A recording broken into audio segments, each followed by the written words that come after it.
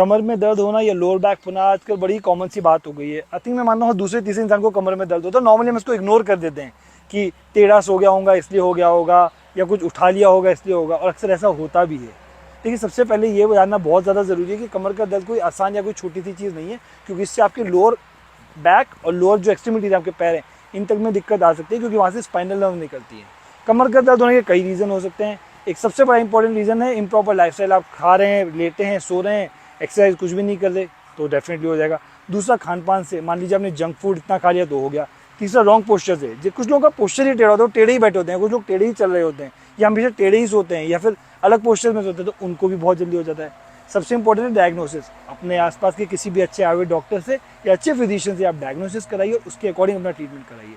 दूसरी बात, किसी भी वीडियो को देखिए या किसी भी चीज़ को इन्फ्लुएंस होकर कोई अचानक सा कुछ स्ट्रेन सा योगासन मत करिएगा, आपको दर्द बढ़ जाएगा। ज़्यादा forward bending, backward bending, twisting, turning करेंगे आपको दर्द बढ़ जाएगा।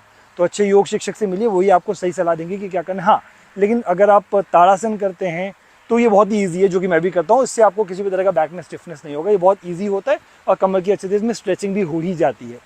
दूसरी बात सबसे इंपॉर्टेंट, कमर का दर्द अपान वायु का क्षेत्र है, यानी आयुर्वेद के अकॉर्डिंग इसको वायु जब बढ़ती है तब ऐसा बोलते हैं। तो इस बात का जरूर ध्यान रखिए कि वायु नहीं बढ़नी चाहिए। उसके लिए वो सारी चीज़ें जो वायु को बढ़ाती हैं, जैसे राजमा, छोले, उड़द, मूंगफली, अरबी या बादी वाली चीज़ें, उनका प्रयोग बिल्कुल मत करिए, क्योंकि अगर इंट्रा एब्डोमिनल प्रेशर बढ़ेगा तो प्रेशर बढ़ने की वजह से आपको लोअर बैक में पेन हो सकता है। और तीसरा सबसे इंपॉर्टेंट जो मैं आप सभी को समझाना चाहता हूँ, पंचकर्म बहुत बढ़िया चिकित्सा है आपके कमर के दर्द के लिए। उसके लिए आपको किसी भी अच्छे पंचकर्म सेंटर में जाना है, वहाँ पे डॉक्टर से मिलना है। वो आपको 2 प्रोसीजर जरूर बताएंगे। एक होता है कटी बस्ती, जिसमें उड़द के दाल के आटे का एक डोनट बनाया जाता है कमर पे, लोअर बैक पे जहाँ आपको पेन है, इन्फ्लेमेशन है।